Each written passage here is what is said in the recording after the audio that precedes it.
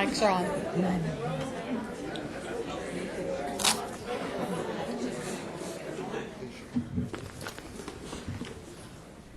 Keith Jones. No, I'm just kidding. I said Keith Jones. But that's just myself. 30 seconds. Because once you're done with this.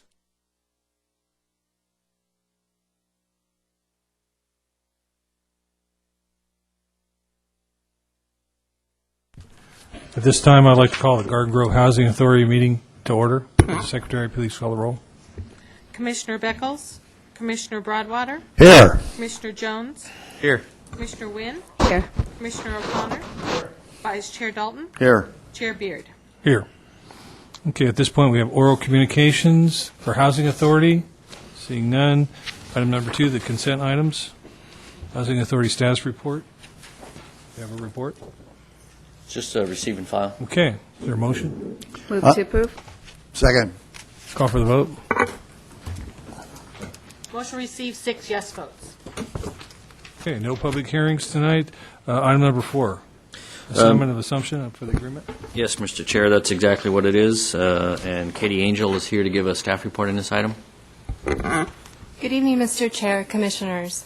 Before your consideration tonight is an assignment, assumption, release, and consent agreement by and among the City of Garden Grove, the Garden Grove Housing Authority, Dell Apartments, LLC as the seller, Maximum Properties, LLC as the buyer, for the affordable housing project located on 12632 Dale Street. On January 12, 2010, the Garden Grove Agency for Community Development and Dell Apartments, LLC entered into an affordable housing agreement for the agency's purchase of low-income affordably covenants on 6 units in the 25-unit apartment building. Pursuant to the agreements, the units will be covenanted till the year 2065 and are secured by a $200,000 deed of trust that was recorded against the title of the property. Pursuant to California State Assembly Bill X-126, the Housing Authority adopted a resolution electing to assume the former Garden Grove Agency for Community Development's affordable housing assets and functions on January 24, 2012. The buyer and seller are currently in escrow for the sale of the property and who have requested that the Housing Authority enter into an assignment, assumption, release, and consent agreement for the transfer of the affordable housing agreement and the deed of trust to the buyer. The buyer's experience owning and operating multifamily rental buildings began in 2010 with the purchase of a mixed-unit building in downtown Long Beach. The buyer's preferred property management company is Ampac Management, a company with over 26 years of experience providing management services, including the management of affordable units. There is no financial impact from entering into this agreement. Staff recommends that the Housing Authority authorize the Director to execute the assignment, assumption, release, and consent agreement with Dell Apartments and Maximum Properties and any related documents on behalf of the Housing Authority, including any minor modifications as appropriate. That concludes this presentation. Staff is available to answer any questions. Any questions of staff? Move the issue. Second. Call for the vote.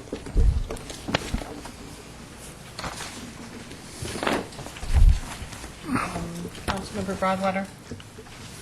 I'll just Motion check it. received, 6 yes It votes. was a test. Okay. Next item is matters from commissioners, any, or the director, any matters?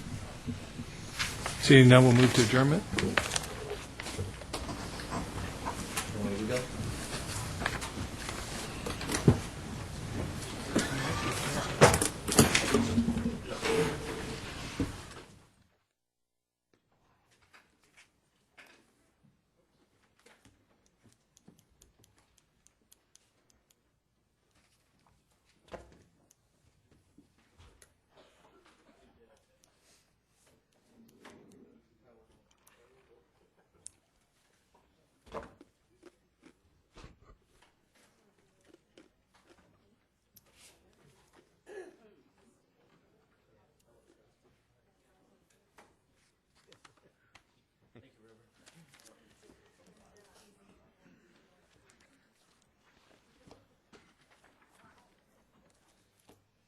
Bring back Keith Jones.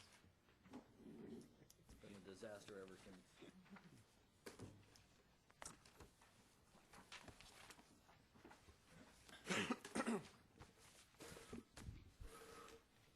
At this time, I'd like to call the Garden Grove City Council meeting to order. Madam Clerk, would you please call roll? Councilmember Beard. Here. Councilmember Broadwater. Here. Councilmember Jones. Here. Mayor Pro Tem Nguyen. Here. Mayor Dalton. Here. Okay, we will have the invocation by Kingsley Okereke, the Finance Director, and the Pledge of Allegiance by Councilwoman Dina Nguyen. Okay, let's pray. Prepare yourself according to your faith. We thank you, Lord, for all those gathered here tonight and for the sense of high purpose we share. As we consider the items before us this evening, we ask that you guide us, give us pure heart, the strength, and the commitment to make the best decision for our Garden Grove community. Amen. Amen. Please face our flag and say the pledge with me. I pledge allegiance to the flag of the United States of America and to the republic for which it stands, one nation, under God, indivisible, with liberty and justice for all. Prior to the council meeting, we had a closed session item, and there's no reportable action taken. I see we have some presentations. Yes, Mr. Mayor, and I'd like Mr. Okereke to give the presentation this evening. Thank you, Mr. Fattel. This evening, the Garden Grove City Council is pleased to acknowledge two exceptional women who went above and beyond the call of duty to change the life of a Garden Grove resident. Would Chella Moraine and Victoria Casillas please come forward? This tale of caring diligence begins with a woman named Angela, a wife, mother of two young daughters, professional house cleaner, and full arm amputee. At 6 years of age, Angela lost her arm from the shoulder down as a result of a car accident. Regardless, Angela has lived a full and happy life, despite the extra time and effort it takes to complete simple, everyday tasks, using the combination of one arm and her mouth. Enter Victoria Casillas. Victoria is employed by the City of Garden Grove as a family advocate at the Buena Clinton Youth and Family Center. Victoria assists members of the community with various issues, including parenting, health, domestic violence, and legal and financial aid. She assesses their needs and provides referrals to partner organizations that might be able to offer assistance. Angela told Victoria that she accepts losing her arm at such an early age. But one thing she would not accept is her daughters being picked on at school because their mom looks different from others. Victoria wasn't sure what could be done, but soon recalled a case manager at the Boys and Girls Club of Garden Grove, Chella Moraine, who used to be married to a cardiologist. So she called her. Enter Chella. Chella, having worked in the human services and medical industries for over 35 years, she listened to the situation and got to work changing Angela's life. Numerous letters were sent and countless phone calls were made to her medical field contacts, at no avail. Chella then met a Garden Grove Unified School District teacher who is also a double amputee and was led to a prosthetic specialist in Tustin, Ron Merritt from Human Designs. After several consultations, Ron agreed to take the case. But how could they afford this costly process? Well, Chella worked her magic there again, and the Boys and Girls Club agreed to cover all related costs. Since being fitted with her prosthetic arm, Angela has been learning new movements and is adjusting well to the change. And her youngest daughter excitedly mentions to everyone that her mom now has another hand. At this time, the mayor and the city council would like to present Chella Moraine and Victoria Casillas with tokens of our appreciation in recognition of their life-changing efforts. The city proudly recognizes them as catalysts for positive deeds in the Garden Grove community. Thank you very much. Thank you very much.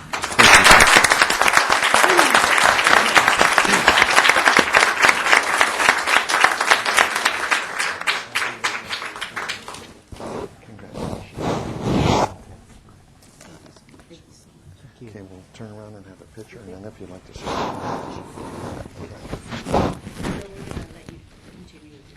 Go go ahead. Well, we need a picture. We have to. 1, 2, and 3. 1, 2, and 3. Thank you.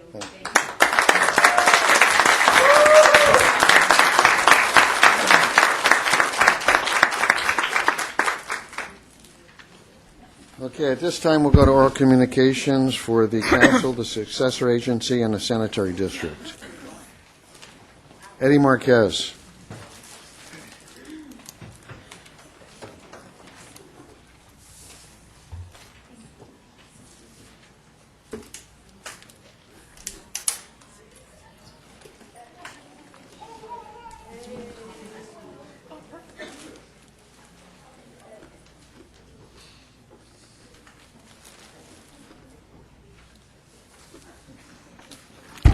Good evening, Mr. Mayor, City Council, staff, Eddie Marquez, Southern California Edison. Mr. Mayor, as you know, annually we come before the council and we give you a quick update on what's happening with summer readiness. We don't anticipate any problems for this summer. However, with San Onofre Nuclear Generating Station offline, if something serious were to happen over the summer, an excessive heat wave, a hotter than normal summer, we may have issues. Just so you know, we're addressing that with transmission retrofits and distribution retrofits. But in the event that Songs doesn't come back online, I wanted to just give the council a quick update and also let you know that AES substation, which is over in Huntington Beach, it's one of the original Edison power plants, that has also come back offline. That was a decommissioned substation, but through emergency state powers, it's come back online. And regarding San Onofre, which seems to be the $64,000 question, we're not going to bring that back online until the Nuclear Generating Commission and Edison feels that it's safe to do so. And at this point, we don't feel that it's safe to do so. Any questions? Council, any questions? No, sounds good. No, okay. Thank you very much for the update. We Thank you. appreciate Have it. a great evening. Okay. Candace Hawes.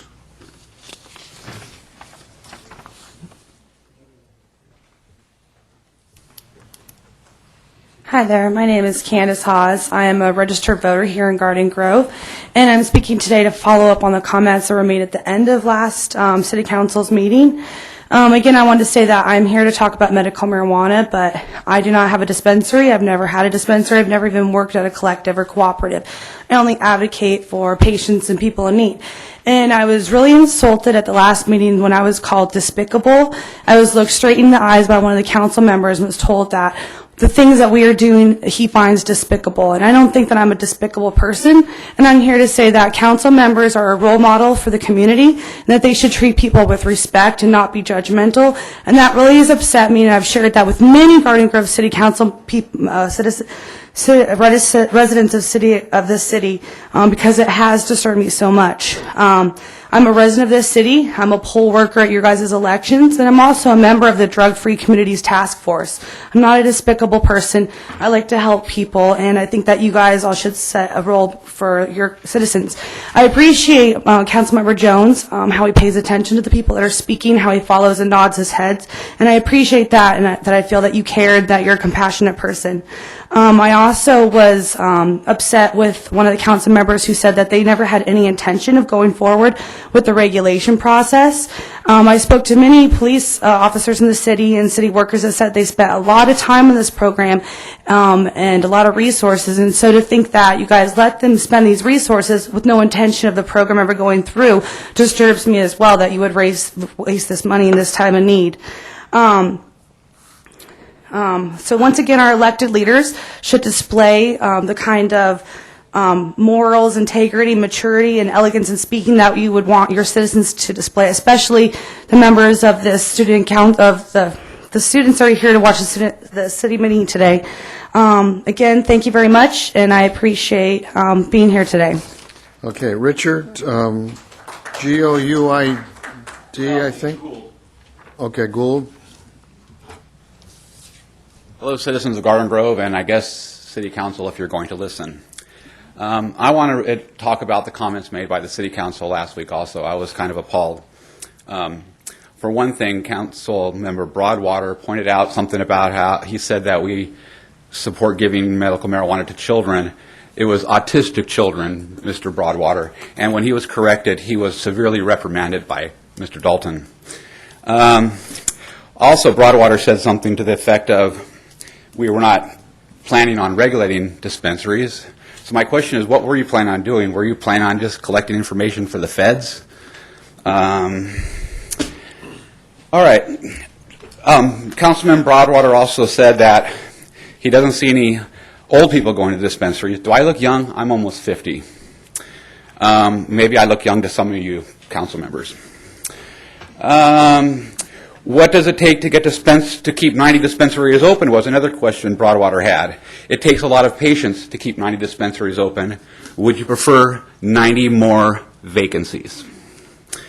Also, Councilmember Broadwater pointed out that he doesn't see a lot of sick patients. What are sick people supposed to look like? For example, should a person with AIDS wear a jacket with a big red A so you can identify that they're sick from a distance? Councilmember Beard said that we were headed in the right direction, but now we're not headed in the right direction. What was this right direction that we were headed in? I'm wondering, was that turning the information into the DEA, or was that the right direction regulating dispensaries? I hope Mr. Beard can be specific on that. Also, Mr. Beard pointed out a Supreme Court case that says the DEA can enforce their laws anywhere. Do you remember there was another Supreme Court case, the Felix Kaw decision, that decided that the cities and the states must abide by state law? It's against the law, the federal law, for you to follow, for you to support the federal law in this position. And you know I'm right. You know you can't support the federal law because of the Kaw decision. You're supposed to support the state laws regarding medical marijuana. If the DEA decides to raid, you can't stop them. That's their violence. It's not yours. You don't have to support it. Mr. Beard also asked what we could do to respond to the DEA. I would suggest responding to them in a manner that shows city and state autonomy. Let them know you will not help them. You will not give them any information. Ask the state of California to help you. You will get the state of California's help. You will get all the medical marijuana activists' help. And all the states in the union will help you because no state wants to lose its autonomy. Okay. Now, Mr. Dalton, do you have a problem with, Mr. Dalton said that he has a problem with patients buying in Garden Grove. What kind of people do you think medical marijuana patients are? Do you think we're bad elements? Do you have a problem with us buying in the fine city?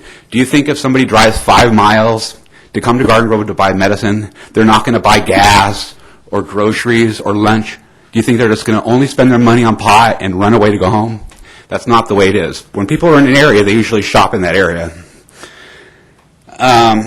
When Acting Mayor Broadwater pointed out that the feds were threatening to take the Garden Grove to court if we regulated dispensaries, I'm wondering, when Dalton said he doesn't respond to threats, is that the threat he's responding to or not responding to? Or was it the information Candace gave us warning you that you may be struck with, we might sign a petition to get a special election? That wasn't a threat. That was just a warning. We can't control what activists do. A threat is a DEA threatening you with suits if you go against their will. Is that the threat that you won't respond to? Thank you. And I would suggest all citizens of Garden Grove who are of like mind, who support medical marijuana, come speak to the council and let them know. Thank you. Elaine Washington.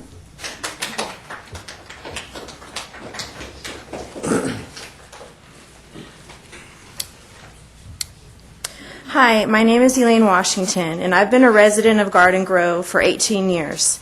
I've been recognized at volunteer recognition luncheons and dinners.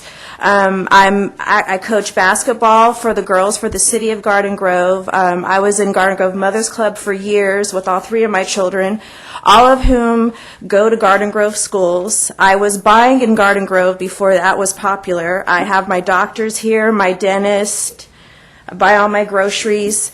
And I was really upset that I was unable to attend 2 weeks ago, the meeting, because I was at my son's volleyball game. He was in the CIF championship. And all of my children are honor roll students as well. And I was upset because I'm also a medical marijuana patient. And you, Mr. Broadwater, came to me at the volunteer recognition dinner last year and thanked me for what I do in Garden Grove. Yet, on the other hand, you're saying that we're despicable for what we're trying to do for medical marijuana. Yes, I'm a medical marijuana patient, and I think it's unfair that I even have to stand up here to disclose that information to you. None of you are willing to get up here and disclose what medications you're taking. We have pharmacies that are open 24 hours a day, almost on every corner, but that's acceptable. We have more than 7 places to purchase alcohol on our little main street, and that's acceptable. We've had a drunk driving fatality hit and run on Chapman Boulevard, and that also seems acceptable. For 6 years, I have disclosed information to the police department, to the juvenile department, and to the Garden Grove Drug-Free Communities Task Force about places I know that sell tobacco and alcohol to minors, yet nothing has been done. Not one thing, not one thing has been done to do anything about it. The only thing dangerous about marijuana are these laws that keep prohibition going. There has never been a death from marijuana, yet there are countless deaths from prescription drugs and from alcohol. Those are the gateway drugs. Those are the things that if your children get a hold of, they could possibly die or destroy their lives or someone else's. That has never happened with marijuana, and it never will. It is a medicine, and even if people do choose to use it for recreational use, it is still safer than alcohol. It is still safer than all these prescription drugs that now we're hearing commercials that can cause cancer. I mean, this is ridiculous. Your skin turning yellow, that's kidney failure. I mean, this is just ludicrous, and I am ashamed of the comments that were made, and I feel very disrespected because I'm a good person. And many of the people that were at that volunteer recognition dinner were also patients. Many of the moms I was in Garden Grove Mothers Club are also patients. Many of the volunteers that volunteer for the city, they're patients too, but they're too embarrassed to come up here and disclose that information to you because of comments made by the city council members. You should be ashamed of yourselves and set a better example for your residents. Okay, at this time, I'll close oral communications. We'll go ahead, Mr. Broadwater. Last week, we had a number of people here to talk about medical marijuana. Medical marijuana is something that they have big hopes for.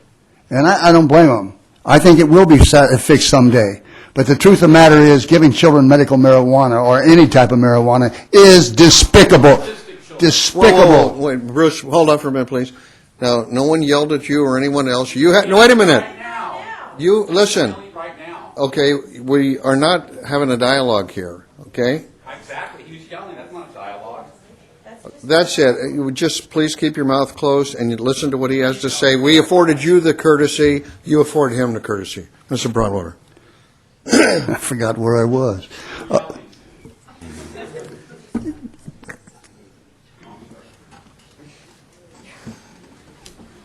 Medical marijuana, giving it to children, is despicable. Let me say that very clearly, because I do believe it.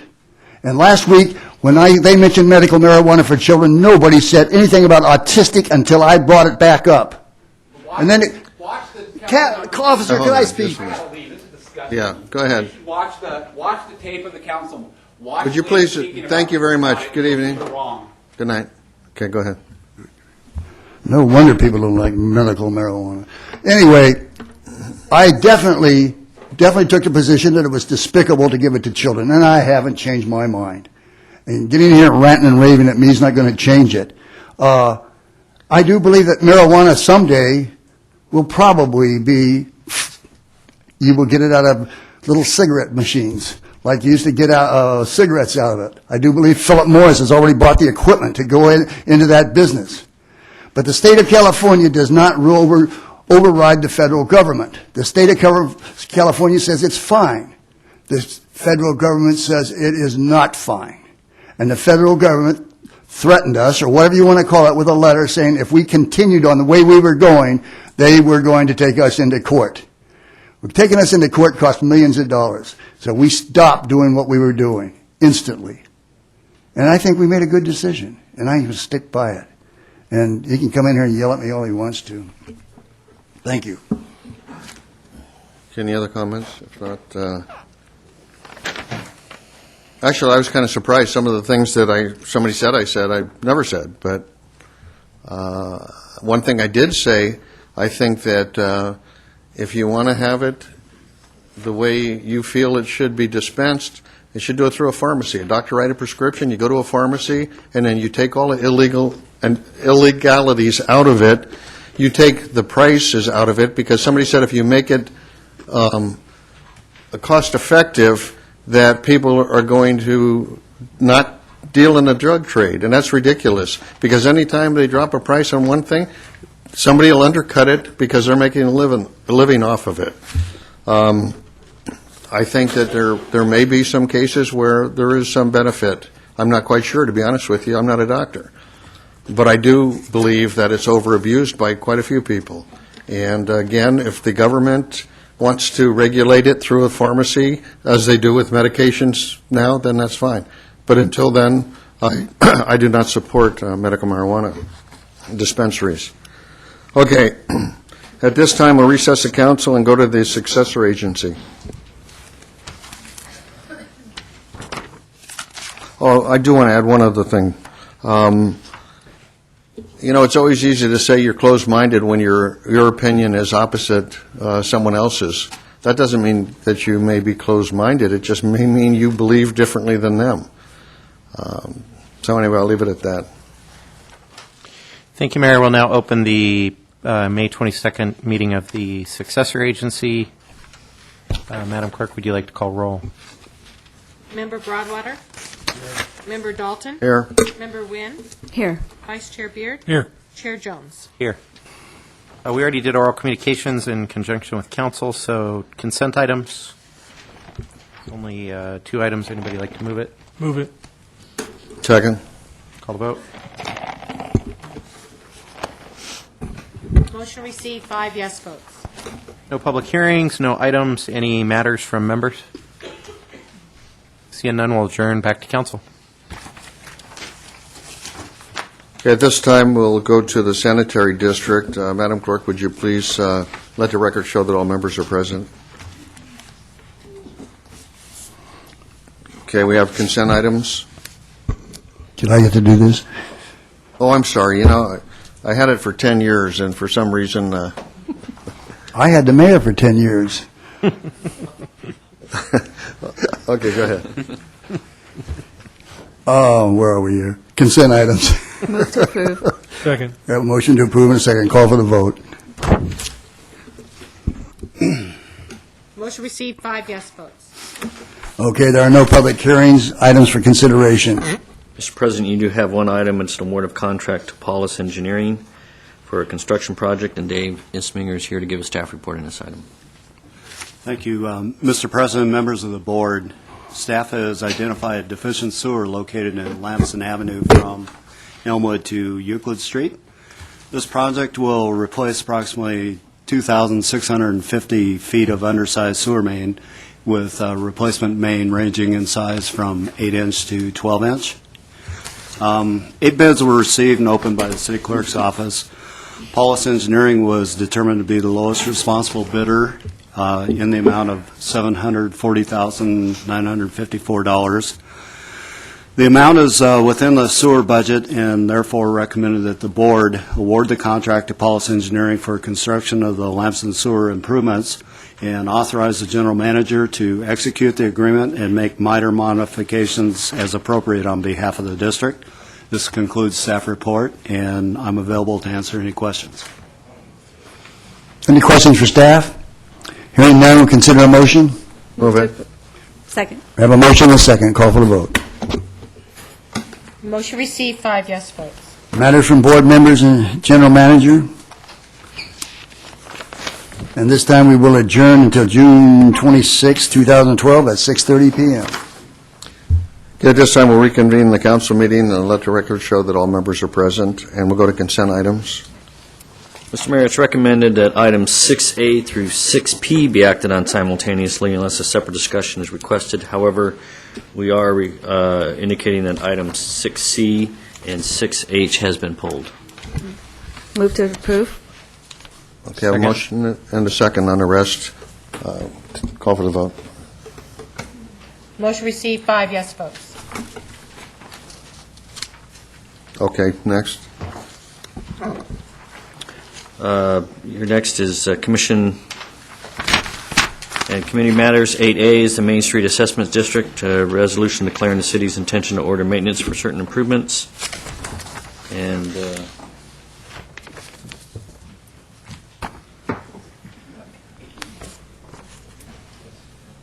Samus? And Ann Neal is going to give a staff report on item 8A. Thank you, Mr. Fertal, Mr. Mayor, and members of the City Council. On April 10, 2012, as part of the annual Main Street assessment process, City Council approved the district's fiscal year 12-13 budget and ordered staff to prepare the required engineer's report in accordance with the Landscaping and Lighting Act of 1972. The proposed assessments reflect no increase from last year's assessment. Today you have before you the engineer's report requiring your approval and a resolution declaring the intent to levy and collect assessments for the next fiscal year. Staff recommends that City Council approve the engineer report, adopt the attached resolution declaring its intention to levy and collect an assessment for fiscal year 12-13, and to set up a protest hearing regarding the assessment for July 10, 2012. This concludes my report, and staff is available to answer any questions. Any questions for staff? Hearing none, I'll entertain a motion. Move the issue. Second. Motion is second. Call for the vote. Motion received, 5 yes votes. Items for consideration. Mr. Mayor, your first item is an award of contract to Engineering Resources of Southern California for on-call civil engineering plan checking services, and Bill Murray is here to give a staff report on this item. Thank you, Mr. Fertel. Mr. Mayor, members of the council, tonight council is being asked to award a professional engineering services contract for on-call engineering plan checking to Engineering Resources of Southern California. The amount of the contract is for $350,000. The purpose for obtaining this on-call contract is to perform plan checking for our private development projects and to assist staff with unforeseen engineering work during peak periods or a rush. Staff prepared a request for proposal in March and received 3 responses. Staff reviewed and rated the proposals and determined that Engineering Resources would provide the most qualified service to the city and negotiated a service at a lower price than our the industry standard at that time. The funding for the contract will be paid for by private developers or is contained within a special project budgets that we may have. Should council decide to award this contract this evening, staff can begin to utilize these services by mid-June. This concludes staff's report. Thank you. Any questions for staff?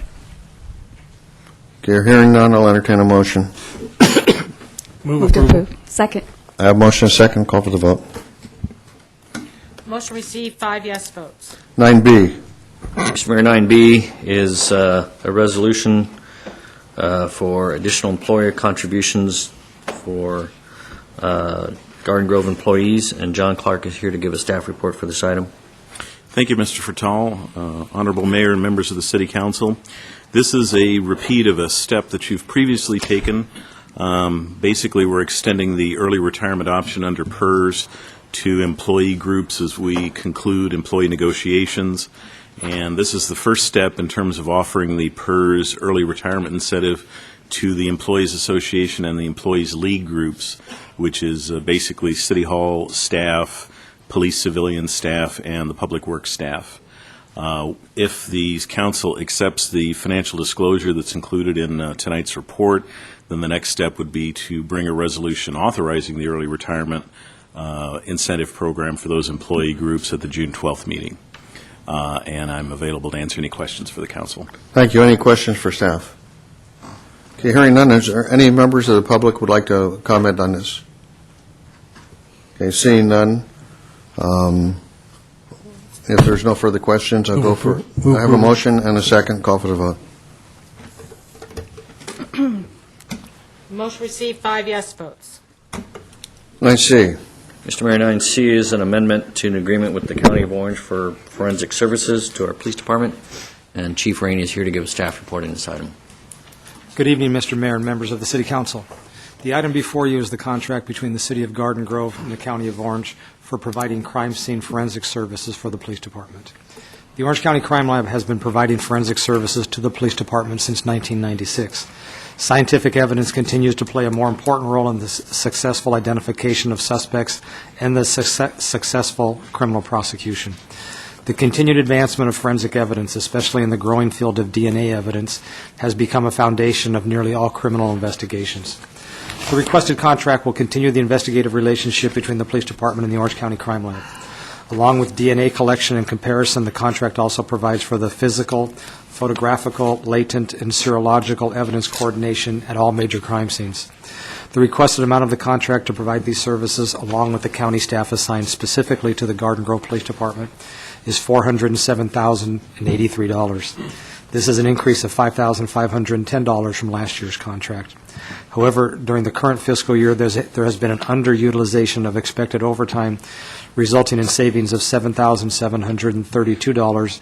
Therefore, the actual realized cost to the city for this proposed contract will be $399,351. I request the City Council approve the requested contract between the City of Garden Grove and the County of Orange, and I'm available for questions. Thank you. Any questions for staff? Just a quick question. Go ahead. Chief, if we didn't have this, if we didn't contract this with the county, we'll be obligated to do ourselves, basically, and that would be cost prohibitive? It would be extremely cost prohibitive, even just for the creation of a lab in the department, that it would have to comply with all the OSHA standards. Is the County of Orange state-of-the-art, pretty much? Absolutely. Okay, thank you. Okay. Mr. Broadwater. What would the competition be? We would have to either, Huntington Beach has their own crime lab, or look at a private lab. Okay, if no further questions, I'll entertain a motion. Move approval. I have a motion and a second. Call for the vote. Motion received, 5 yes votes. 9D. Mr. Mayor, 9D is a reservation agreement with Jamboree Housing for application of Community Housing Development Organization funds, and Monica Covarrubias is here to give a staff report on this. Good evening, Mr. Mayor and members of City Council. The item you have before you is a total reservation agreement between the City and Jamboree Housing Corporation. Home Investment Partnership Final Rule requires that a minimum of 15% of our annual grant allocation be reserved for investment in housing developed, sponsored, or owned by a community housing development organization, also known as a CHODO. A CHODO is defined as a nonprofit organization committed to providing low-income affordable housing with a governing board that includes low-income representation. Further, all home funds must be committed within 24 months of the grants agreement with HUD, or those uncommitted funds are susceptible to recapture by HUD and the city's home grant reduced proportionally. The total reservation agreement you have before you proposes to allocate a total of $2,010,561 in home funds to Jamboree Housing Corporation to acquire and rehabilitate substandard rental properties. The proposed funds will serve as gap financing once a project is determined. The reservation agreement is the mechanism to commit home funds and preserve the funding from deobligation by HUD. Once a project site is selected, an affordable housing agreement will be brought to council for approval. It is requested that the council approve the total reservation agreement between the city and Jamboree Housing Corporation and authorize the city manager and city clerk to execute the agreement and any documents necessary to implement the agreement. This concludes my presentation, and staff is available to answer any questions that you may have. Thank you. Any questions for staff? Okay, hearing none, I'll entertain a motion. I'll move the issue. Second. I have a motion and a second. Call for the vote. Motion received, 5 yes votes. 9E. Mr. Mayor, 9E is the initiation of proceedings for leveling the 2012-13 assessments for the Garden Grove Street Lighting District, Street Lighting District 99-1, and the Park Maintenance District. Although there's 7 actions here, I believe they will all be contained in one staff report, and I believe you can handle this matter with one motion as well. But Ann Neal is here to give a staff report on this item. Thank you. Thank you, Mr. Fertel, Mr. Mayor, and members of the City Council. Tonight, the City Council is asked to adopt resolutions initiating the proceedings for the levying of assessments adopt a resolution approving the engineer's report, and adopt the resolutions of intention setting a public hearing day for July 10, 2012, for the levying of assessments for fiscal year 12-13 for the city's street lighting and park maintenance district. In order to continue the lighting of streets and the maintenance of parks at the current service levels for the benefit of the city's property owners, it is necessary to initiate the proceedings for levying annual assessments under the Landscaping and Lighting Act of 1972. The purpose of the assessment is to pay for the operations and maintenance of the street light and park districts. An engineer's report has been prepared and is on file for the 3 districts with the Public Works Department, detailing the costs and the assessments. The proposed rates for each district are the same rates adopted by the City Council in fiscal year 11-12. The adoption of the street lighting and park maintenance assessments will raise approximately $1.3 million for street lighting revenues and $700,000 in park maintenance revenues. This concludes my report, and staff is available to answer any questions. Thank you. Any questions for staff? Okay, hearing none, I'll entertain a motion. The motion is going to be all 7 issues? Yes. I'll move. Second that. A motion and second, call for the vote. Motion received, 5 yes votes. 9F. Mr. Mayor, 9F is a series of resolutions concerning submittal of a ballot measure to voters to increase and clarify application of the hotel visitors tax, and Kingsley Okariki is here to give a staff report on this item. Thank you, Mr. Fattel. Good evening, Mr. Mayor, council members. Staff is requesting that you consider and approve the attached resolutions that would, A, authorize the placement of a measure on the November 6, 2012 ballot requesting voter approval to increase the hotel visitors tax from its current rate of 13% to 14.5%.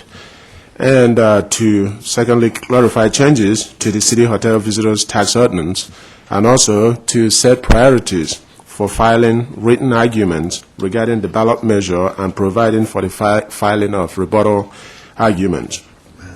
According to state law, any increase of the hotel tax rate must be approved by a 2/3 vote, essentially 4 years votes of the city council, and a majority vote of the city's voters who vote in a regular municipal election. The current hotel visitors tax rate is 13%, which was approved by the voters in 2002. Staff here is proposing that the City Council place this measure on the November 6, 2012 ballot for voter approval to increase it by 1.5%. This modest 1.5% increase would add less than $1 to the average cost of a room, and it's not likely to depress room demand, especially with the variety of hotels we have in the city. The final rate of 14.5% is still competitive. Garden Grove is still 0.5% lower than our neighbor Anaheim. The 1.5% increase would generate approximately $1.5 million of new revenue into our community, which will go a long way in helping the city's effort to achieve a balanced budget. It also shifts some of the local tax burden to hotel visitors, effectively sharing the cost of impacts and sustaining essential city services like public safety, street operations and maintenance, and other quality of life programs and services. The hotel tax is particularly important because it goes directly to the city and comes in on a monthly basis. This is the one revenue source that the city has complete control to set and collect, and much different from sales tax or property tax that goes first to the state or county and then filters down to the city. And I want to add that the visitors tax represents the 4th largest source of income for the city. And last year, the city generated $11.7 million from hotel tax, and it accounts for about 14% of our general fund operating revenues. And it should also be noted that the outcome of the election, either way, will not change the tax bill for Garden Grove residents. It does not impact the residents. Now, moving on, in conjunction with the tax rate adjustment, staff is also recommending additional updates to certain definitions and other portions of the hotel visitors tax ordinance. Some of these changes will address block reservations, timeshare, special packages, and certain non-optional items or services that are incidental to hotel room occupancy. These proposed additional changes will clarify the scope and application of the tax and therefore need to be approved by voters as well. Now, getting into the mechanics of putting in place the written arguments for and against the ballot measure. If the City Council votes to place the ballot measure on the November 6th ballot, it also must determine whether it wishes to exercise its right to prepare and sign ballot arguments regarding the measure. The City Council may designate one or more of its members to file written arguments in favor of the ballot measure. And if the City Council wishes to proceed along this line, it must adopt a resolution so providing at the same meeting at which it approves the ballot measure. Staff has included the enabling resolution as attachment 2 in your packet. The motion to approve this resolution should be specific as to the members of the City Council, the City Council wishes to designate for this role. And finally, Tuesday, June 5th, 2012 is the last day to submit a primary argument for or against the ballot measure. Also, attachment 3 in your packet is another enabling resolution that provides for the filing of rebuttal arguments. This resolution, in effect, authorizes the submittal of rebuttal arguments by the authors of arguments for and against the ballot measure in accordance with the state election legal requirements. The final day to submit a rebuttal argument to the City Clerk will be Monday, June 18th, 2012. And now, before I get to the recommendation, I'd like to read the title of the ordinance. And it is an ordinance of the people of the City of Garden Grove, amending Chapter 3.12 of Title 3 of the Garden Grove Municipal Code pertaining to the hotel visitors tax. With that, staff is recommending that the City Council consider, discuss, and if in agreement, adopt the attached resolutions.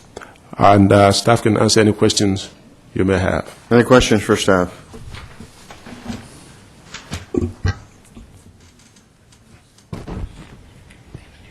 Discussions here. And then when they do that, we'll insert it into it, but then we'll make it a part of the resolution. Well, I was just discussing as part of the adoption of the resolution, you'll have to identify the two council members who are going to author the arguments in favor of the measure. So as part of the motion, you may wish to identify the two. I'll be one of them. I'll volunteer. Okay, then the two that for the vote will be Mr. Broadwater and Mr.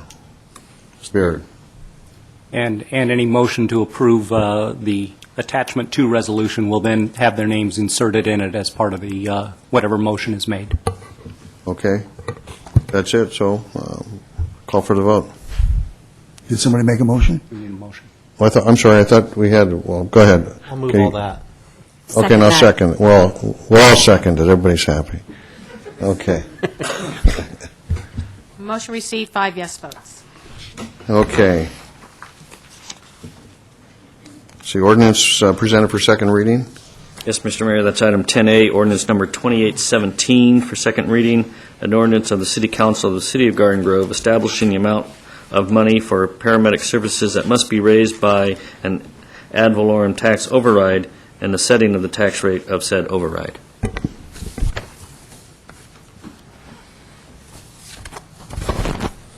Okay, I'll entertain a motion. So move. Second. Have motion second, call for the vote. Motion received, 4 yes votes, with Councilmember Nguyen voting no.